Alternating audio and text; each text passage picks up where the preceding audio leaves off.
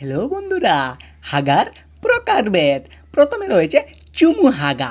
এটা হলো সুস্থ স্বাভাবিক হাগা, যেটা হলদেটে ভাব হয়ে থাকে এবং সাপের মতো বের হয়। এটা হলো চুমু হাগা। তারপর রয়েছে শক্ত হাগা, যে হাগা বের হওয়ার সময় পদ ফেটে যায়, যেমন লাগে জীবনটা এখনই চলে যাবে। এটা হলো শক্ত হাগা।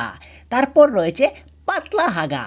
পাতলা হাগা যেটা পায়খানা যাওয়ার আগেই বের হয়ে যায়, অনেক সময় জামা কাপড় ভরে যায়, যেটা দিয়ে জলের মতো কুলকুচি করা যাবে, সেটা হলো পাতলা হাগা। মাকা সন্দেশ হাগা, যে হাগাটা বাদামি বর্ণের অথবা কালো কালার হয়ে থাকে এবং খুবই দুর্গন্ধযুক্ত, সেটাকে বলা হয় মাকা সন্দেশ হাগা।